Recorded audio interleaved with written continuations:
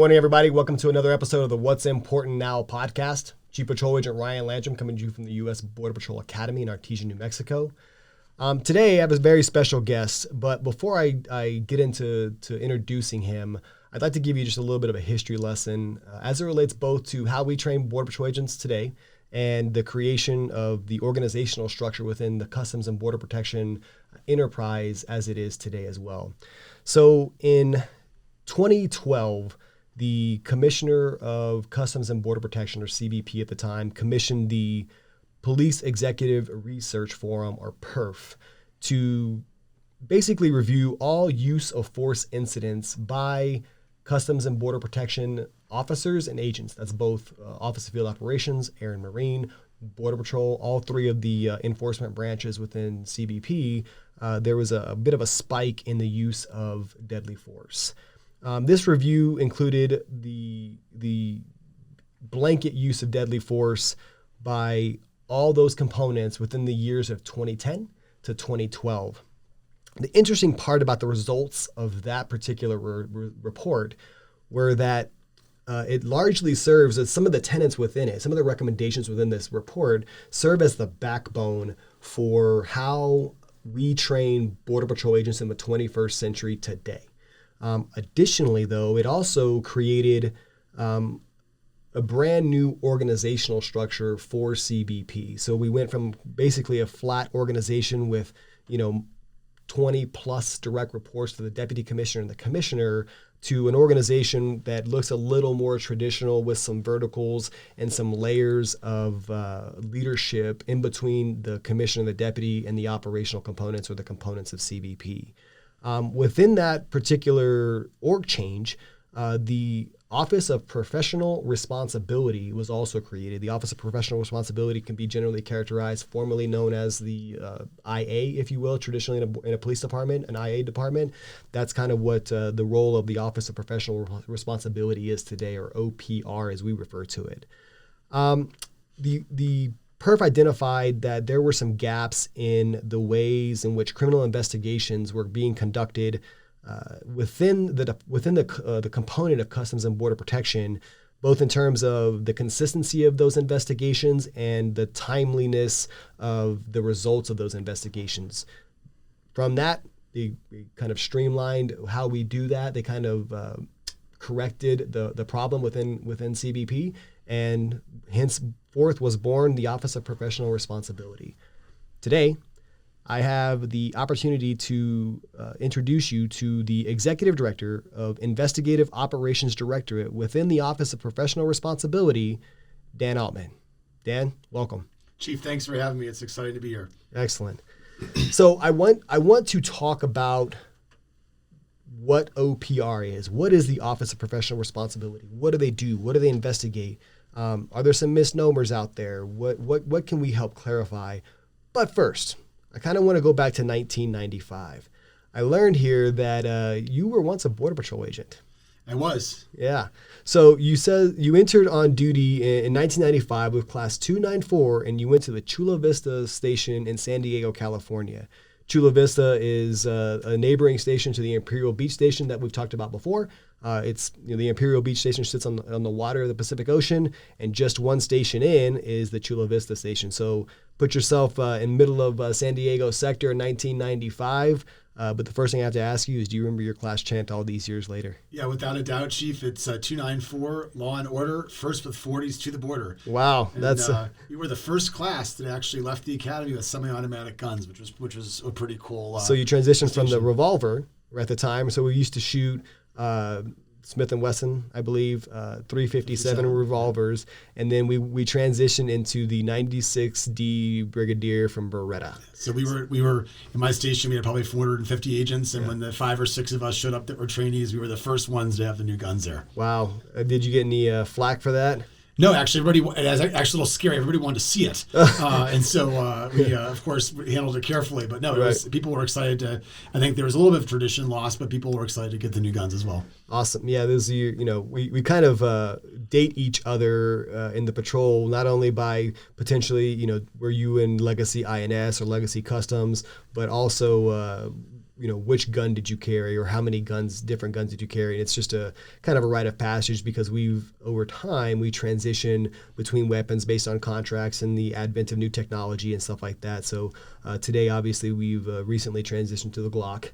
So kind of a departure from that Smith & Wesson wheel gun 357, but there's been a couple guns in between there. But we often talk about, we each came in with a 357. It's kind of like, wow, that's an old patrol guy right there, right?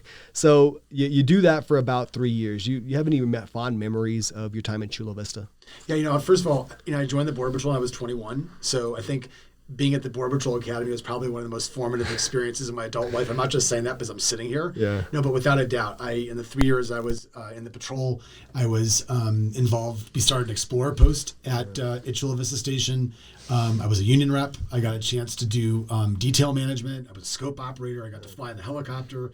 I don't think there's anything a 21-year-old who wanted to get into law enforcement could ask for. It would have been better in those 3 years. That was a busy station at the time. Yeah, it's interesting. So you mentioned 450 agents. That is a huge station in 1995. And that's arguably one of the biggest ones. The volume of migration traffic through the San Diego sector specifically at the time was very high. We were sending a lot of brand new agents into San Diego. You mentioned Explorer posts. This is an interesting piece as well.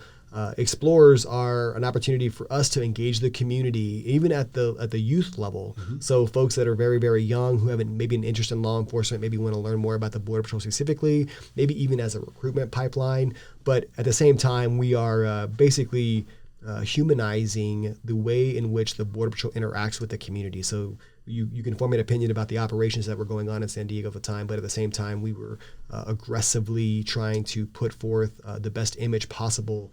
And it started all the way back with kind of a DARE type program, but this is the Explorers for the U.S. Border Patrol. So that's really, really cool. Yeah, super interesting point on that. The first Explorer post in the Border Patrol was started by now Chief Gloria Chavez, who was in El Paso sector, who at the time was at Imperial Beach Station right next door. And so not that we were competing with them, but we did set up our own chapter right next door. And I can tell you now, because I'm still in touch with a lot of those Explorers, 26 years later, a number of them become Border Patrol agents. There are people that join the military. There are folks that are in medical careers.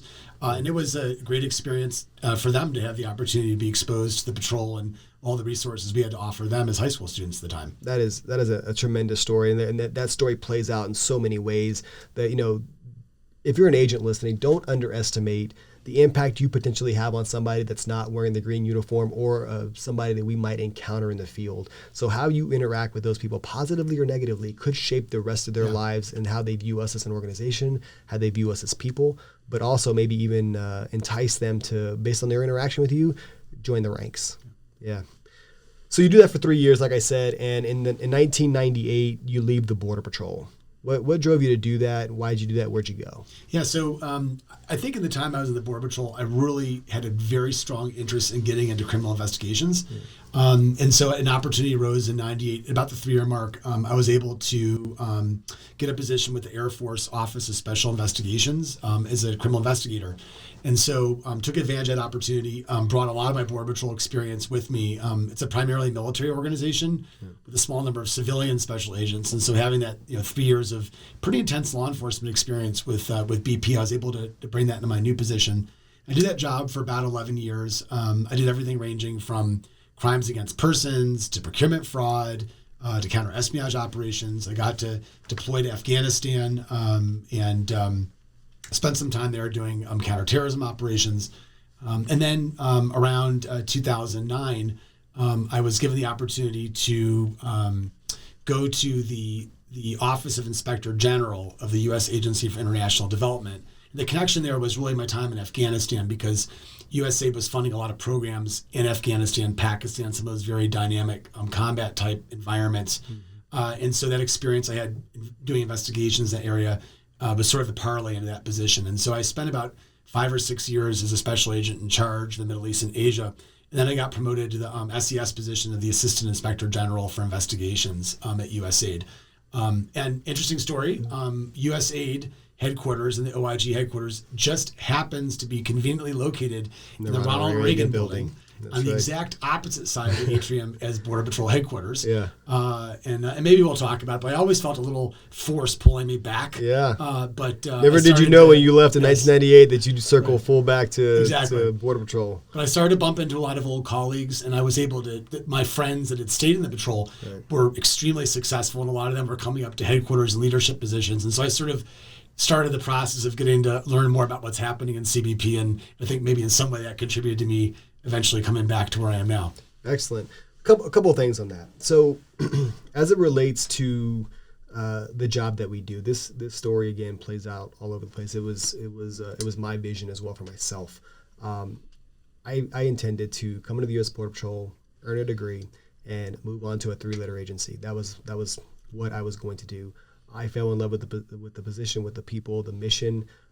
But sometimes, even though you fall in love with all those things and you got to do things at 21 years old that frankly, you were probably surprised they let you do, right?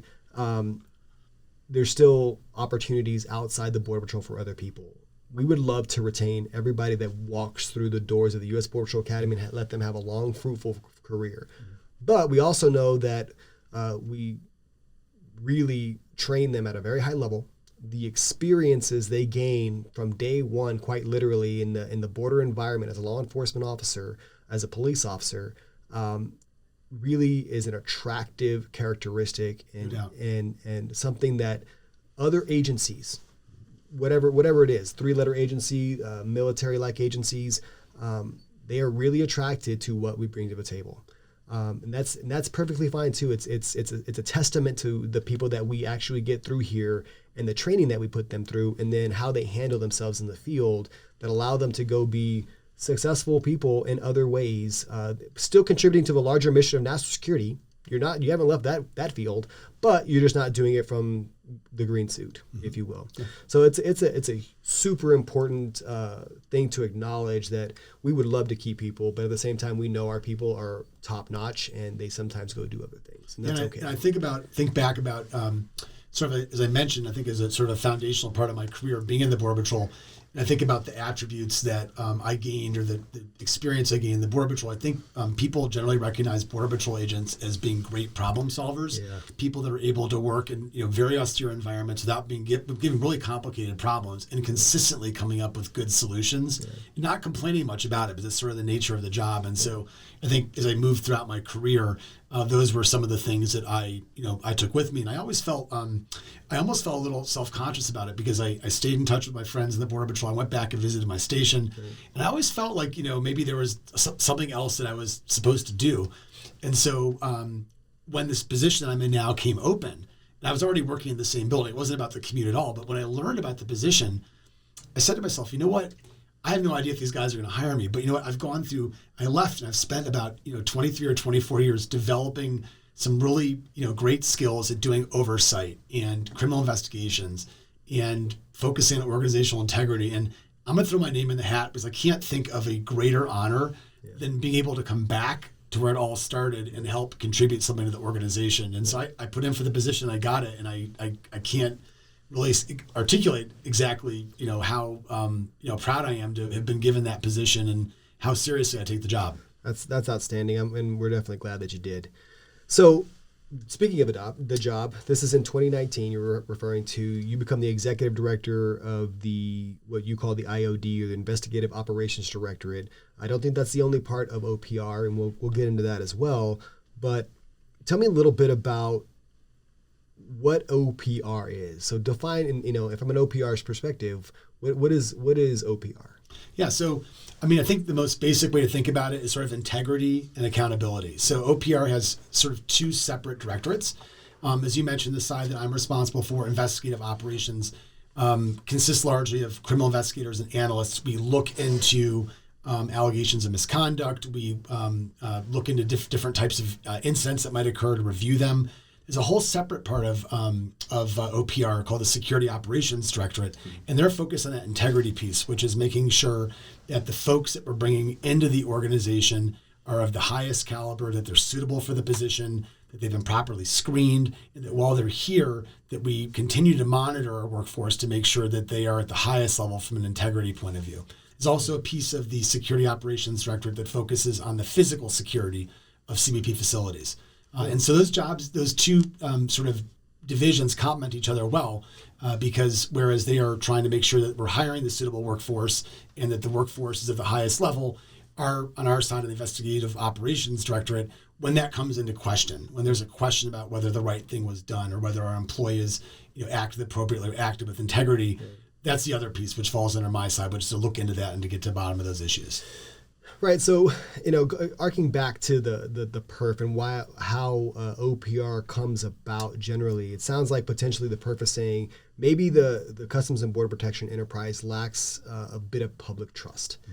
And based on what you say in terms of adding accountability, transparency, thoroughness in investigation, timeliness in investigation, it kind of sounds like maybe that's what OPR is there to do, is really gain back that public trust.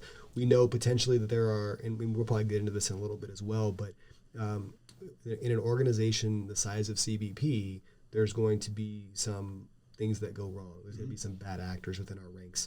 But at the same time, we're committed as professionals, as a professional law enforcement organization, to rooting out those issues, correcting them, and preventing them from happening again. So, interestingly enough, you conduct investigations. What are they all related to misconduct by our employees, or how does that work? That's a great question. So I would say roughly they kind of fall into two categories. So one of them definitely pertain to misconduct. And if you go back to the original enacting legislation that created OPR, it was the Trade Facilitation Trade Enforcement Act of 2015, which was actually signed into law in 2016. Yep. But it gave our office the authority to conduct both administrative and criminal investigations of employee misconduct. It also gave our office responsibility for broadly looking into corruption issues and working to root out corruption within CBP through some analysis and things of that nature. So when we talk about our investigations, they broadly fall into two general categories. One would be where we have a specific allegation that there's been some sort of misconduct on the part of a CBP employee, or we develop our own information that there could be some sort of malfeasance on the part of an employee. But the other piece is also from a public accountability point of view, when CBP personnel are involved in some sort of a critical incident, that we will go out and review those incidents. And we really have three major objectives when we do that. First is to thoroughly and independently document the facts and circumstances of what happened. The second is to make sure that all of our personnel adhere to all of the relevant, agency regulations and laws. And the third is to look at that incident to say, is there anything about how this particular incident occurred, which better training or better tactics could, mitigate or ameliorate the consequences in the future. And those aren't criminal investigations. Those are simply administrative reviews that are designed to help us perform better as an agency. And broadly speaking, they kind of fall into several categories. I mentioned critical incidents. We're talking about use of force incidents where there's a serious injury or death. We're talking about instances where maybe we have a vehicle pursuit that results in a traffic crash where there's injuries or serious property damage.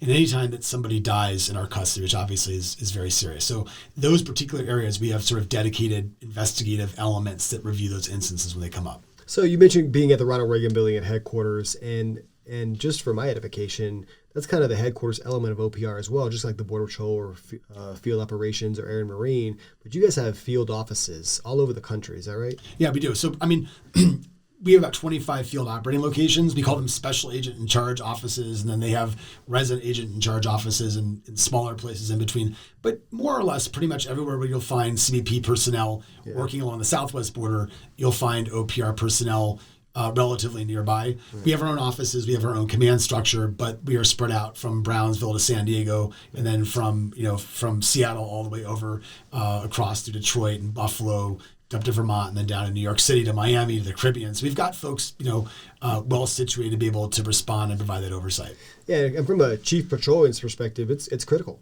I invite and require as a chief patrol agent that independent investigation, that accountability piece.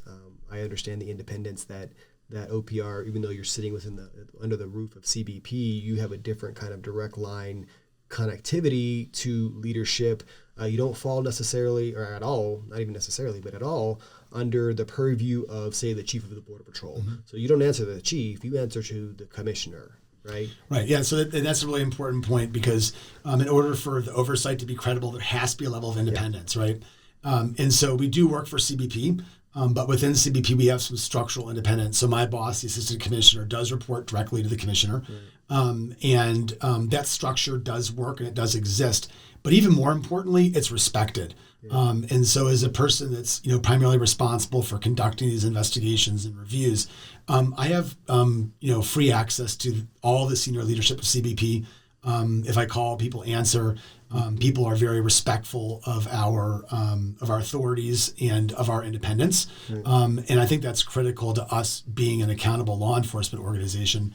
And I can point to, one of the things that we do every year is we actually publish and we put up on the internet, and it's on the website, on the CBP website, an actual report that tells you how many cases did OPR open, how many cases did they close, how many people were disciplined, and actual summaries of the cases. So we put a lot out there for the public to see, and that independent oversight piece is absolutely critical for us to have the kind of accountability an agency of this size needs. Well, so I can go right to the public-facing website and learn all that information of investigations that have occurred and been concluded, and learn about essentially the inner workings of CBP as it relates to the conduct of our employees. Yeah, I would say it's definitely a work in progress.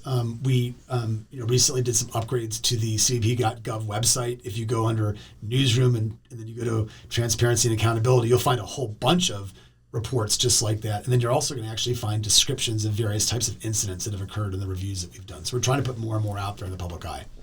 So we talked a little about OPR, and I want to get a little more into it in a second, but square something up for me. We have OPR and CBP, but I also have other investigative entities within the U.S. federal government, even within the umbrella of DHS. We have Office of Inspector General. We have folks like the FBI. How do we operate, or I say we, how does OPR operate in that world, in the world of investigations, in conjunction or alongside with these other entities, and how do we decide who does what?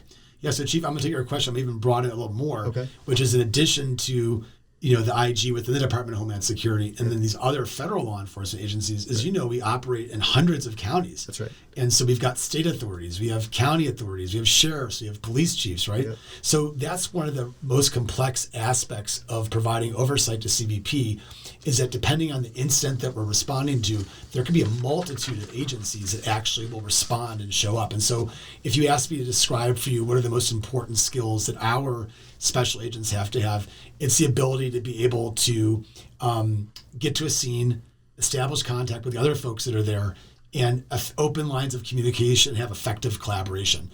One of the challenges we have is that when you have a law enforcement officer, for example, involved in a shooting, you actually have a whole bunch of different agencies that are coming and looking at it for a variety of different reasons. I'll just give an example. If a Border Patrol agent is assaulted and they discharge their firearm and someone ends up being killed, someone's shot and killed, let's talk about all the different agencies that might be involved in what they do. Well, the first thing is that if that Border Patrol agent was assaulted, then that's a crime. It's an assault against a federal officer. And generally speaking, the FBI has investigative responsibility for that incident. Right. So you have some special agents from the FBI that will show up, and their job is to look into that assault. Anytime that we take the life of somebody else in the course of doing our duties, in accordance with our use of force policy, there is an examination that has to be done to make sure that that use of force was lawful. If it wasn't lawful, it could be a crime. And so in some areas, the FBI has a separate squad that looks into civil rights violations. And so a second squad of FBI agents might show up, and their job is not to look at the person that assaulted the agent, but to look at the actions of the agent to make sure that they respected the civil rights of the person that was shot. But murder and homicide are also very much a state and local matter. So you'll also frequently have a local police department that will show up, and they're also doing their own review for their district attorney. And then you'll have a medical examiner that has the medico-legal determination about the cause and manner of death, and they're looking at it. Our office is looking at it from a minimum, from an administrative point of view, because at some point that use of force incident is going to be reviewed by CBP's National Use of Force Review Board. All those things I talked about, do we follow the policies? What actually happened? Is there anything we could do better? So we're out there doing that. And sometimes you can have an even more complex situation where there's other agencies that will show up. You mentioned the Inspector General. a very important part of the accountability matrix within the department. The IG is an independent body. The IG is appointed by the president, confirmed by the Senate, and they have the independent authority to step in anywhere they want to make sure that we're complying with all of our agency's rules and regulations, which includes those regulations that guide what our office is doing. Right. And so the IG may sometimes show up. And so these things are very, very complicated.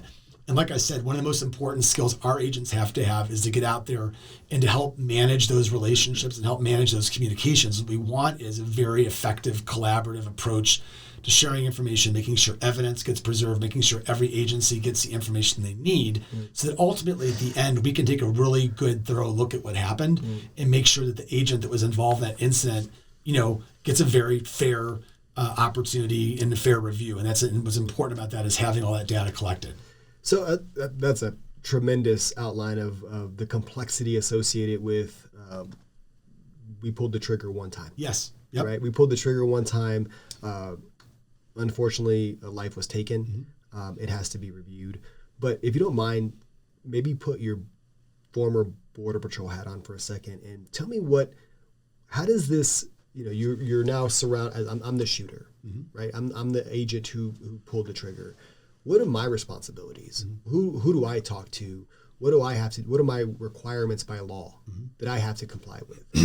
Yeah, so first and foremost, under agency policy, after a use of force incident like that occurs, one of the first things that happens is that a supervisor, well, first of all, issues of safety and health and medical needs would be the absolute highest priority. If anyone who's injured on the scene, whether it's a bystander, whether it's the person that assaulted the agent, whether it's the agent themselves, once those sort of very, very immediate emergency type needs are taken care of, one of the first things that should happen under our use of force policy is that a Border Patrol supervisor would approach that agent, would approach me, and ask me a series of public safety questions. They don't go into detail about what happened, but they're designed to figure out generally, how many shots were fired, what direction they were fired, and has everybody involved in the incident been secured? Does anybody need medical assistance? Right. And that sort of gets us that very basic information that we need to at least make sure that there isn't someone, bleeding and lying out somewhere that we don't know about, and that we have a good sense of sort of what the scope of the incident is. After that, the agent, there may be some other types of documentation that's necessary. One of the things that we'll frequently do in an agent-involved shooting that we're required to do is an ammo count. So we'll take a look at, we'll photograph the agent's duty weapon. We will count the number of rounds that were expended, take some photos of the agent and their appearance, especially important if there was an alleged assault. If it helps document the story, any injuries the agent had. And then after that, the agent is given a reasonable period of time to seek medical attention, rest, compose themselves, talk to a union rep or attorney if they choose to. And then at some point, they'll be asked to come in and give a voluntary statement about what occurred. And as we talked about earlier, there could be a number of different agencies that are interested in that voluntary statement, and the key word there is voluntary. So, sure. If the agent chooses to cooperate and gives a voluntary statement, that's their option. If they don't, the agency also has the authority and the ability at the appropriate time to compel a statement from the agent. Sort of immediate actions really pertain to making sure everybody's safe and documenting any perishable evidence that might be there on the scene. That's important for everyone, including the shooter, because assuming there's nothing wrong with the shooting, everything was done on the up and up, that evidence helps document that. Right. And so it's in everyone's interest that we get out there, that we collect that basic information, and then the agent will have some time to compose themselves before they're required to come in and asked to give a voluntary statement, or certainly required to give one. Yeah, so I mean, agents are voluntarily asked to give a statement, and at some point potentially compelled to give a statement. But all that is to say, we're just trying to get the facts on paper, mm-hmm. right? So I have a first-person point of view. You're operating under the authority of the U.S. Border Patrol and all the authorities that come with that. So the statement's required when you do that, and it's not meant to, potentially incriminate somebody. It's meant to just simply find the facts, get them on paper, and then assess it from there, investigate it from there, mm-hmm. right? Yeah, absolutely. And I mean, I think it goes without saying, but when we, put a badge and gun on every day, that's a lot of authority. And with that authority comes a lot of responsibility. Yeah. There's a high expectation from the public and from Congress, and I think even from ourselves, Absolutely. that if we use force in a situation like that, and I know it's the last thing that anybody wants to do, that we have to thoroughly look into that and document, what occurred. Right. And we have a whole process for doing that. It's pretty well established, and it works. And so I think it's just important for folks to learn a little bit about the process and make what they consider to be their best decisions once they get into it. So one last question on it, and I'll move on from it. But as it relates to the agent, what is their duty status during this investigative period? Mm-hmm. So the incident happens, we go, colloquially, right of bang, right? So we get this, initial kind of conversation up front, ask these safety questions. Then you get a bit of respite to collect yourself. Maybe you have an opportunity to have some administrative days as well to ensure that your well-being is where it needs to be, because this is a traumatic situation. But then obviously, the investigation isn't going to be concluded. Today's Thursday on Friday. Mm-hmm. So what happens to the agent during that time? Yeah, I mean, the first what I want to say is that, is OPR, we don't get to decide people's duty status. Right. That's ultimately a decision that's made up in their own chain of command. Mm-hmm. And there's a range of options I've seen from, as you said, people having some administrative time, being able to seek any medical care they need, being able to, talk to peer support, talk to chaplaincy, and when they're ready, they're able to come back to essentially full duty status. There are other cases when folks will be put on administrative leave. If there's sort of a question about the circumstances or that seems appropriate, maybe because of their own state, their chain of command. It really depends on the circumstances. Our responsible in OPR is if there's something about it, and it's not just shootings, if there's something about any incident or any investigation that we're aware of that we think that the chain of command needs to be aware of to make a decision about someone's duty status, we share that with them. And there are times when it's appropriate to bring somebody off of law enforcement status, either to help them or to protect others, or just to sort of have that cooling off period while we figure out what happened. And for clarification, this is not, the world according to Dan Altman is his opinion of, hey, Ryan Landrum shot and killed somebody, you need to pull him off. It's not your opinion. It's based on the facts that you have found and where the investigation has led you, that you can make an informed kind of decision opportunity for the decision maker. Yeah, and I think when people ask me, what do we really do in OPR? What's your job? Yeah. I think the answers, we're fact finders, right? Yeah. So the most valuable service I can bring, I think, to the chain of command of the various components that we oversee, and there's three, right? There's three operational components, is to help them understand this is what we know about this incident right now. Mm-hmm. This is what we know about the people that were involved in it.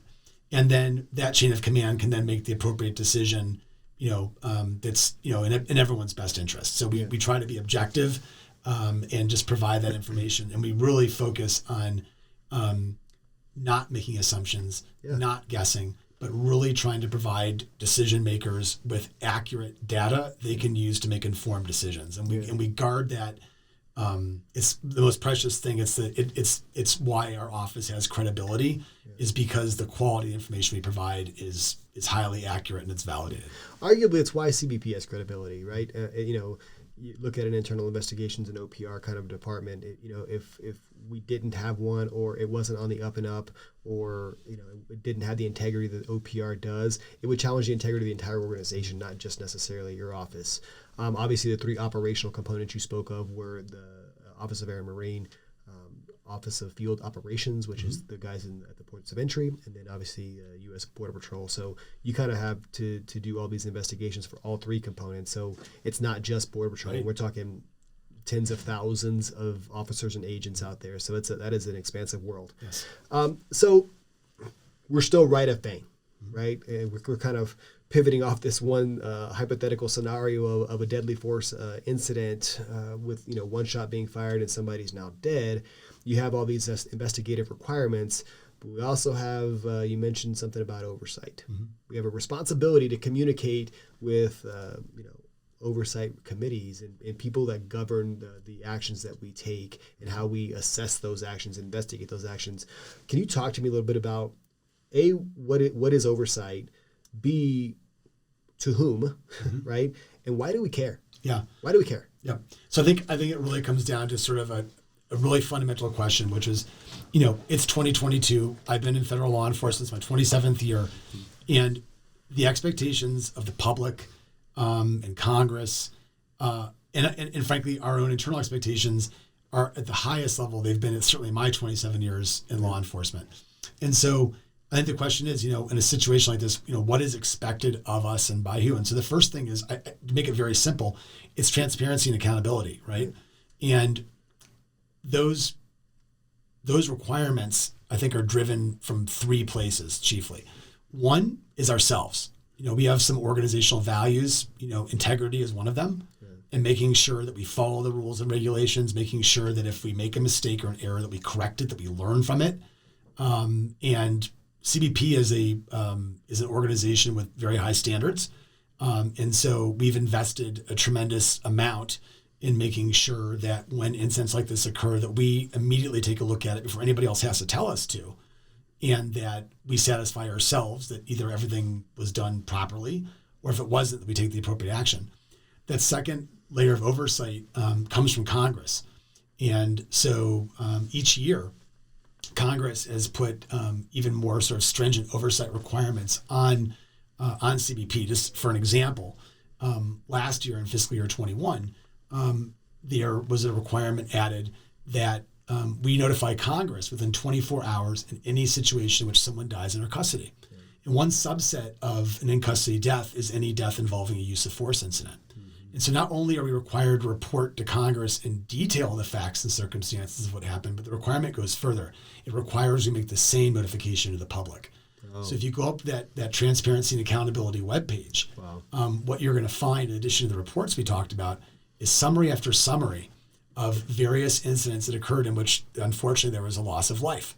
Right. And so we are meeting those requirements. And then I think the third source of that sort of expectation comes from the public. And so CBP has continued to evolve, and we're making more and more information available to the public. We routinely engage with some of the external stakeholders, some of whom are on a daily basis are highly supportive of CBP, others of whom are our critics, but it doesn't much matter to us. The feedback is important. And what those organizations are largely calling for is transparency and accountability. And as I said, those are values that are important to us.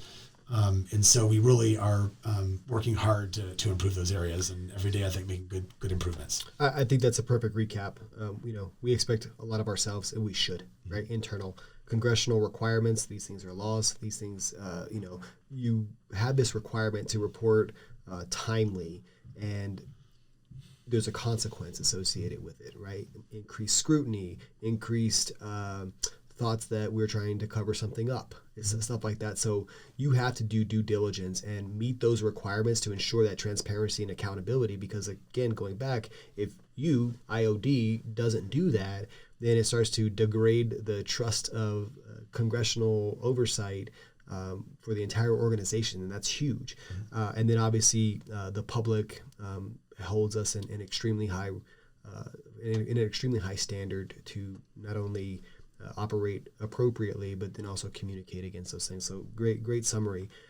As it relates to internal investigations, and if you spend any time in law enforcement, especially in the border environment, you know that these things can kind of probably also cross international lines, right? So if you're, how do you guys operate in a sphere where maybe some of the corruption that we deal with generates in another country, say Mexico or Canada or somewhere else, and how do we investigate those types of things?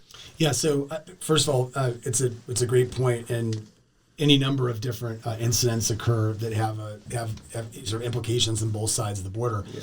So CBP has personnel assigned to the embassy and the various consulates in Mexico.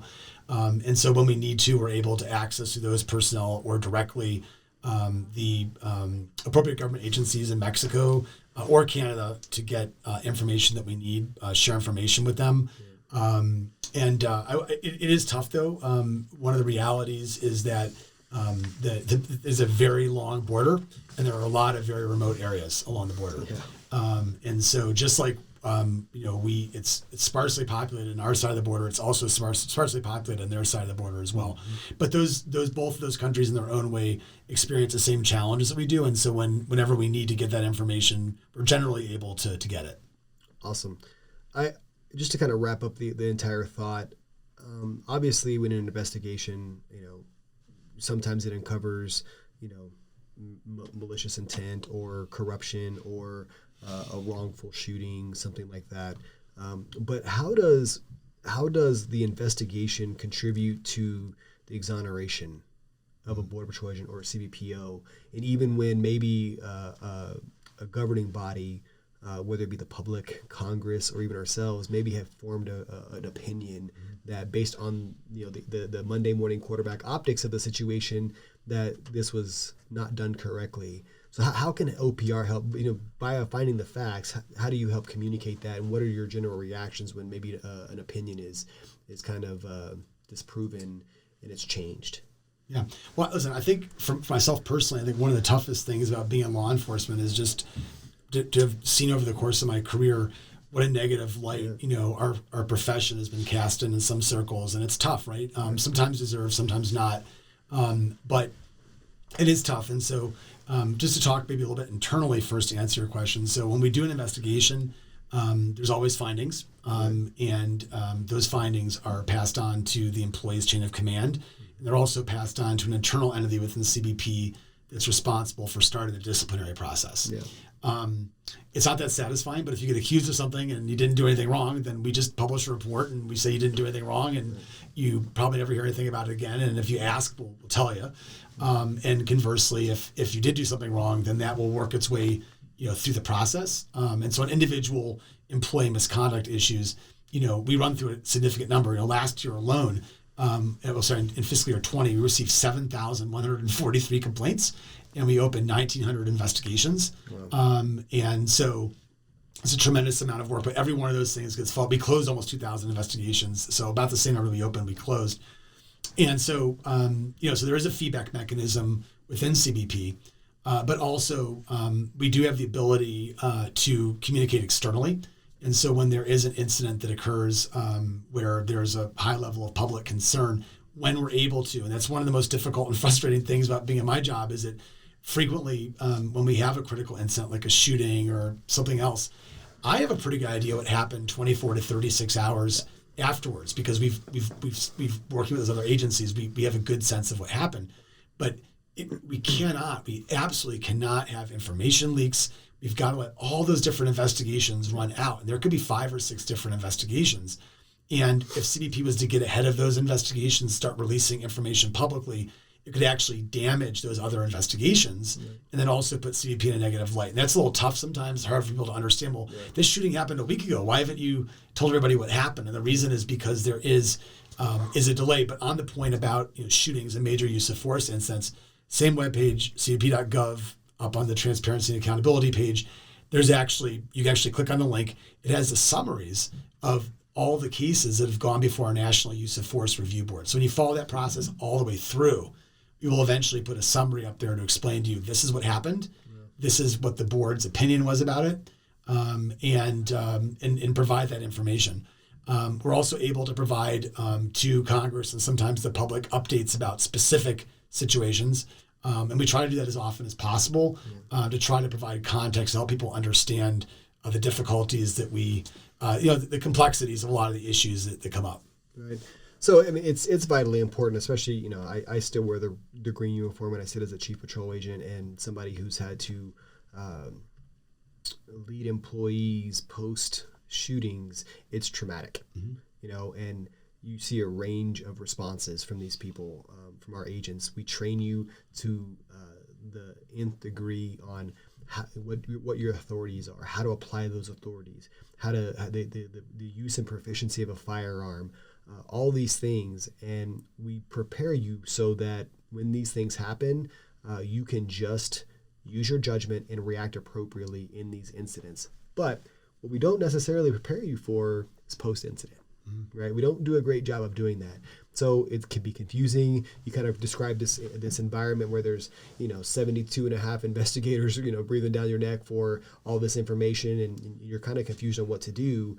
But take the cases of, for example, a bad shoot out of the scenario, but the otherwise what we characterize as good shoots, which generally means that they were legal. The adversary presented the intent, means, and opportunity, and the officer or the agent was fully authorized and well within the scope of his authority to pull that trigger and take that life. Just getting that feedback from their organization is tremendous. And I don't want to call it exoneration, because it's not as if they did something wrong and they were exonerated or accused wrongly of doing something wrong, but just that feedback mechanism that the process worked. We told you there was going to be a process. We told you there was going to be an investigation. You should expect that as the person who pulled that trigger.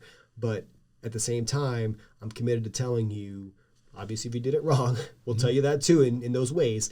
But at the same time, if we believe you did it right, we will let you know that too. Right. It is a huge part of this. And so I talked a little bit about that National Use of Force Review Board, and so that's of those most serious incidents. And so I mentioned earlier, I just happened to have at the top of my head for fiscal year 20 that we held 8 boards during that year. And so at the conclusion of that process, the agent or officer involved in the incident does get feedback, and then we do publicly release the results of the board. We also have a separate set of boards called Local Use of Force Review Boards. Okay. And those are chaired by OPR, usually chaired by OPR special agents in charge. And they look at less lethal uses of force, usually ones that don't involve serious injuries or deaths. And we did about 500 of those. So we reviewed about 500 use of force incidents in fiscal year 20. And of the 500, 17 were determined to be potentially out of policy and potential misconduct issues. And then those were then referred to our misconduct investigation side. But what that goes to show you, 17 out of 500 is a fairly low number. So, and we took a very thorough look at these things. If there's video available, we listen to it. If there's witness statements, we do a very, very thorough job looking at them. And if there's an issue, then we'll address it. But the majority of the times we'll determine, we'll collect the facts, and the folks that make the decisions will determine that the use of force was within policy. Yeah. It's a great, kind of book into it as it relates to what we're doing here at the U.S. Border Patrol Academy. Is I would almost submit to you that 17 out of 500 is a larger reflection of the training that we provide our people, whether it be Air and Marine, OFO, or Border Patrol, preparing them for this potentiality, for this reality as it relates to being a law enforcement officer. That's an inherently dangerous job that requires you to do some of these types of things. But it also speaks to maybe we can help drive that number even lower by continuing education, training our supervisors and how to manage people as well. But all in all, I think that 17 out of 500 is not perfect, but it is a pretty darn good ratio when you consider the volume that you have to deal with on an annual basis just in one FY. That's pretty impressive. I think one of the things, as you're talking, it makes me think about that, where we do tend to see issues, and we've seen them in not just in CBP, but law enforcement in general, where people tend to have a problem is when they lose their composure, they lose their patience, and they lose that law enforcement bearing that we focus on in training. Yep. And so, just really, if people, really want to sort of focus on anything, it's, de-escalation. It's not allowing the other person to sort of take control of the interaction, and making sure that all that training that we all get is we're going through our law enforcement careers, that you sort of consistently apply that in your engagements with the public. That's could not end it any better myself. So as we talk through kind of what IOD is, what the Office of Professional Responsibility is, you guys inarguably have a tremendous amount of stuff on your plate. That's both internal issues and things known to the public at the forefront of many investigations. But we are here today at the What's Important Now podcast. So, XD, I'd like to give you the floor to maybe talk to the audience a little bit about maybe the 3 or 4 things that are vitally important to you right now.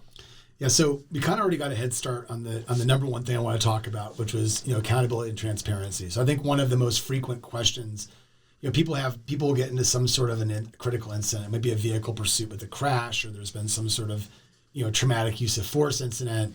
Oh God, here comes the guys from OPR. They're going to ask me a bunch of questions. Why are they here? And listen, I'm not immune to it. So if I'm involved in an incident or something goes wrong in my life, I have people that come and look at me too. So no one likes the idea of being second guessed or being the target of an investigation or review. Right.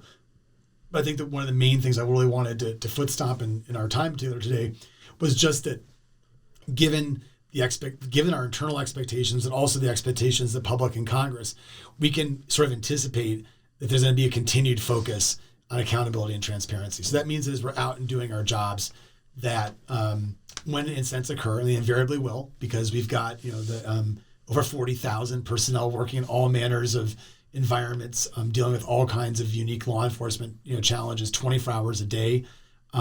Things are going to happen. Incidents are going to come up.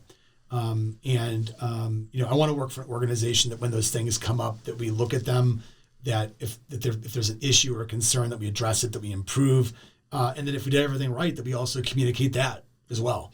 And so I don't want to apologize for office. I don't think we're doing anything wrong. I don't view what we're doing as harassing people, but I really want folks to understand there is a really strong expectation on CBP.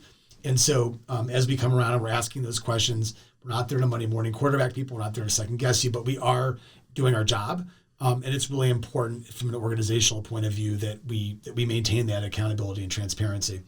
I think I think largely I sort of made that point as we had our conversation. And the second thing that I want to talk about today, and I just want to be clear at the outset, I think it's a very interesting topic. It's probably maybe the part of the podcast that people think is the most interesting or exciting. This issue I'm going to talk about represents an almost infinitesimally small part of our workforce, but a very, very significant threat. And so I want to talk about a little bit is corruption. And so one of the major responsibilities of OPR, and one of the reasons why our office was created, not just on the investigative side, but also on the security operations side. Everyone's in a law enforcement position who's come on board in the last several years has taken a polygraph. And the reason for that is that the Anti-Border Corruption Act of 2010 requires that all applicants to a law enforcement position within CBP pass a polygraph. And the reason that requirement exists, it's sort of self-explanatory from the name of the law, Anti-Border Corruption Act, that as the guardians of the border, as the people who are responsible for essentially controlling the flow of people and materials in and out of the United States, that's a tremendous responsibility. It also poses a tremendous vulnerability and an extremely attractive target to transnational criminal organizations, migrant smuggling organizations, drug trafficking organizations, folks that are involved in other types of smuggling, especially on the northern border.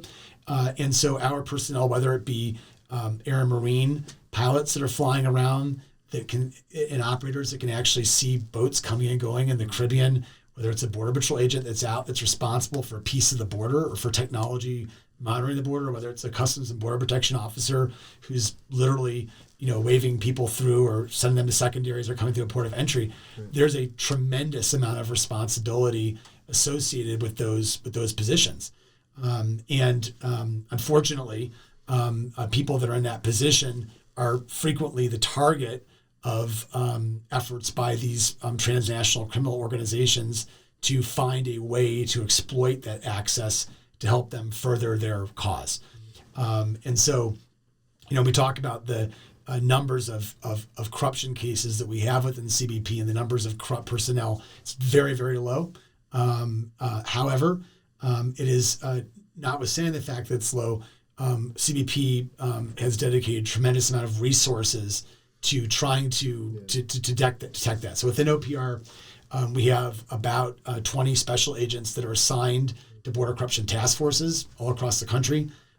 We have a separate unit that focuses exclusively on sort of long-term complex corruption cases.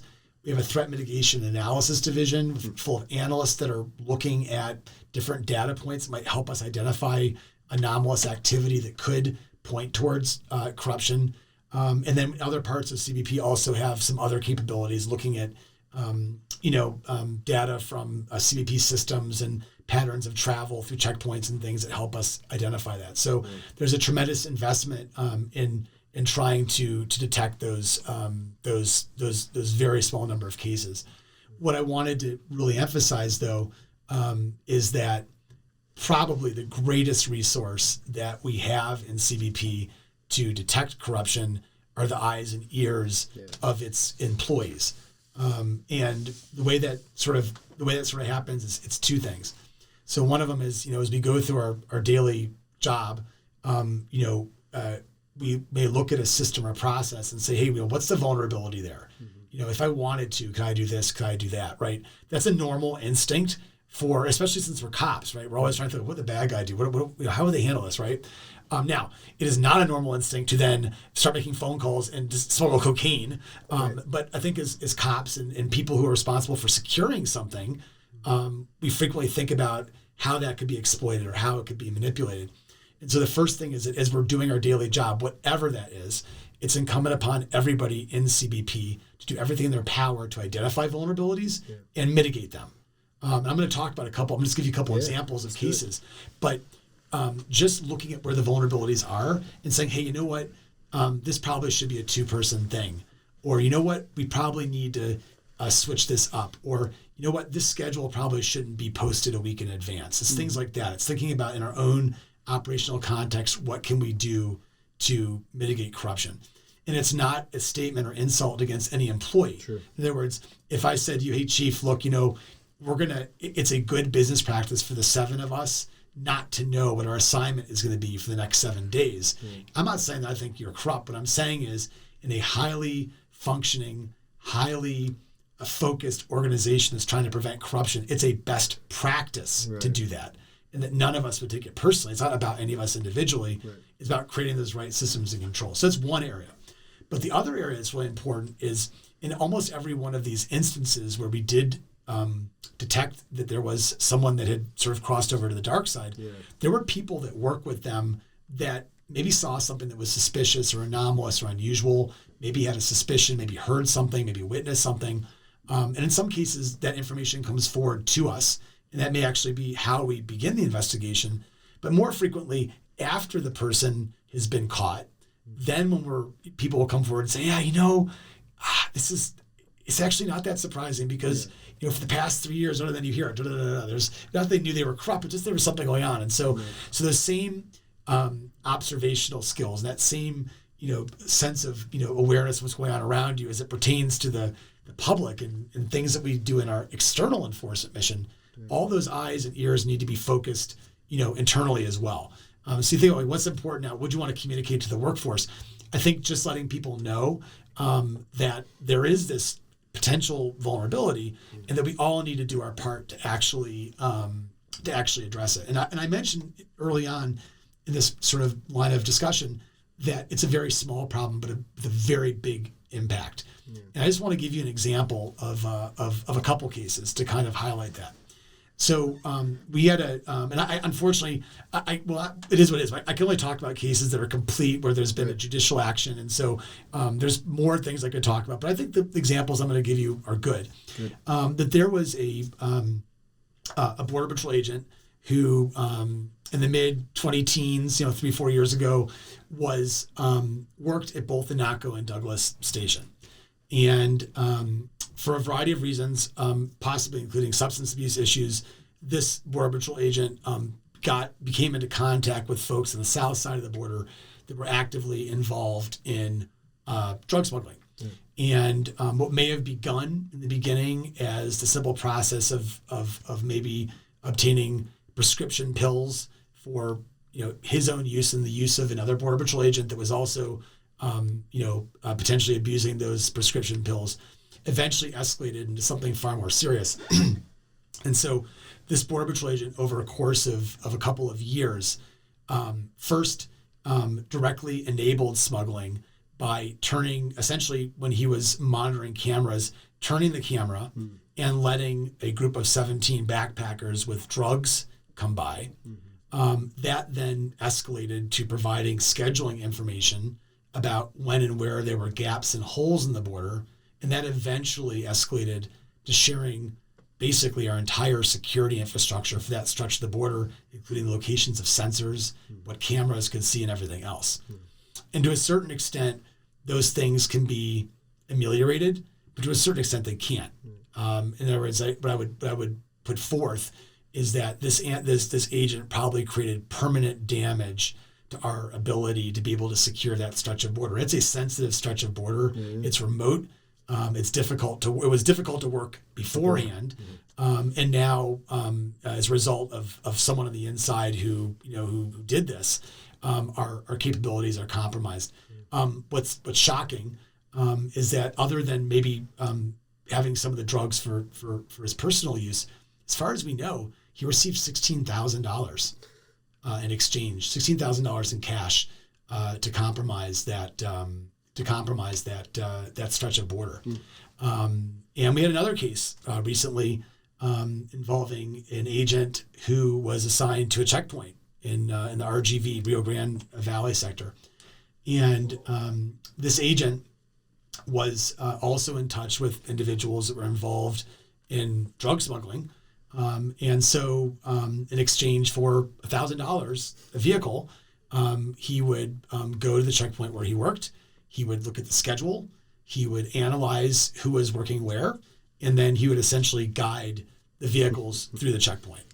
And fortunately, and I'm not giving up too much tradecraft here, but fortunately, because of the great work of our partners at the Department of Homeland Security Office Inspector General working together with us, we were able to essentially catch that agent in the act. Wow.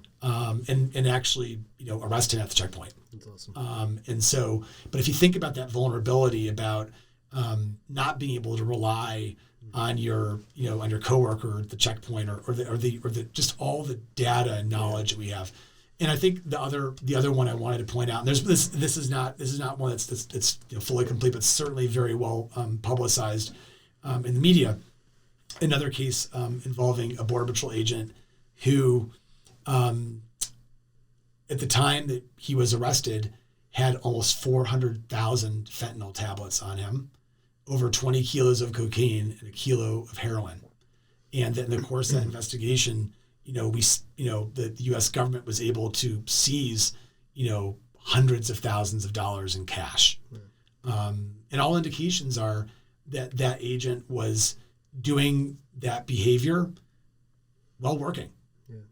And even transferring potentially migrants and or drugs from his government vehicle into his personal vehicle in the station parking lot. Yeah. And so thinking about those vulnerabilities, thinking about the things that can happen, that's why we really need those eyes and ears. Again, infinitesimally small part of the workforce, huge potential vulnerability. And you think about in what it just behooves all of us in whatever work we do to think about if there was someone dishonest amongst us, what could they exploit?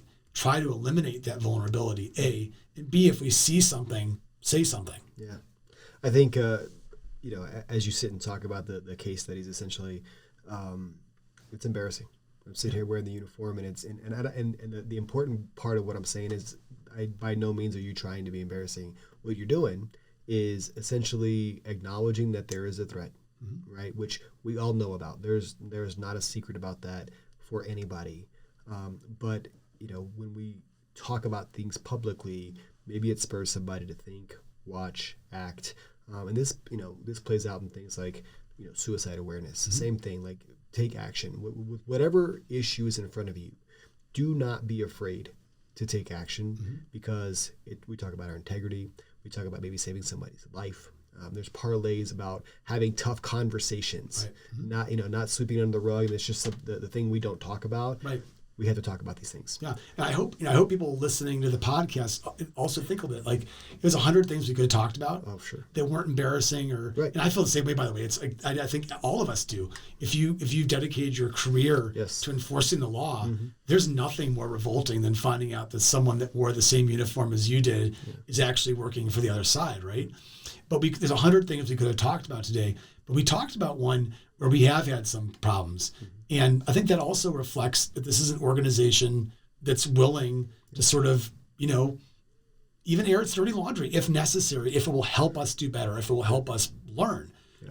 And I'm proud to be part of an organization that's willing to do that, which is one of the reasons why I came back. And I feel that we are in a place where we can really do that. Well, I don't think there's a better way to conclude this conversation than to say we're proud to have you back. We are proud of the Office of Professional Responsibility and its intent, its mission, the way it communicates. The having been in the headquarters environment, it may not be so understandable for a field agent or somebody who has not been to headquarters, just how deep the oversight goes and the requirements and the expectations that we have to communicate, obviously to ourselves and to the public, but right there in the middle of the congressional requirements, we invite that, but it is an intense process. It's not the funnest thing we do at headquarters, but being able to have those conversations also buys us back that public trust. That's where we started, right? We have got to do these things to ensure that we can continue to operate and continue to secure the borders as we know how to do, but we have to do it. We have to earn that ability every single day by being accountable and transparent. So, XD, thank you very much. Chief, thanks for having me. Tremendous conversation. I was very much looking forward to this one. I knew you were coming. And we don't get the opportunity to talk to lesser known components of CBP and the leaders that lead those organizations. And I can't think of a better one to start my tenure in the W.I.N podcast than the Office of Professional Responsibility. So thank you. Thank you. Excellent. And with that, thank you for joining another episode of the What's Important Now podcast. Honor first.